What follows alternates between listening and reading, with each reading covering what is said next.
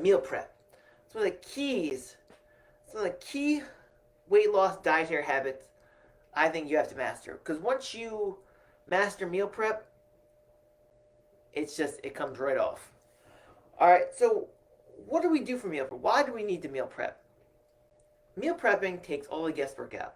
So if every time you're hungry, you just are just willy nilly um, looking for food, you're gonna overeat because you're just gonna grab whatever's available. You're going to be by the time you find what you want to eat, you're going to grab something that's unhealthy, or you're gonna be out on the town and you're gonna go to McDonald's or Burger King or the bad section of Wawa.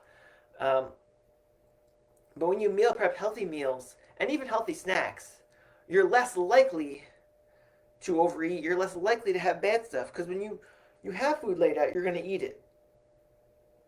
Okay, so even if it comes with, you can spend a couple hours on the weekend. It's really not that bad.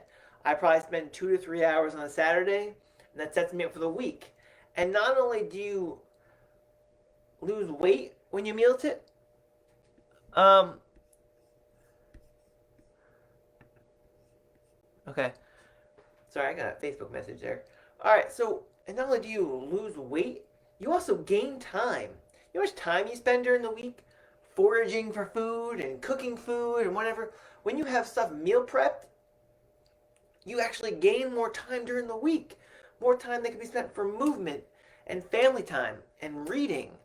All right, so and you can do this for meals, you can do this with snacks. You can make, a bunch of you can make up a big old one thing of chicken and you can divide it up into 5 days and then you can put random different vegetables with it. You can snacks. You can have fruit cut up and put in the refrigerator. So if you have a snack, you have a snack accident, you have a snack attack, you can just go grab the fruit versus bad stuff, which you shouldn't have in your house anyway. Because bad stuff around the house leads to bad snacking. So that's why we meal prep. Some things will last in the fridge for a few days, and some things will last, a little longer. You have to kind of gauge it. So you can freeze some meals, and that's okay. Salads and stuff will sit in there for a few days. You have some good airtight containers. Breakfast, overnight oats. You can get mason jars and make overnight oats and have them set up for the week. So you don't have to rush in the morning. You can actually get some breakfast and you're not rushing. And by having it all planned out, you're less likely to be led by your stomach when you can't find what you're looking for. All right? So meal prep, meal prep, meal prep. And if you want some more tips on meal prepping, leave a comment and I will send you a great infographic on meal prep. Or shoot me an email or direct message. So the next topic here, the next one is huge,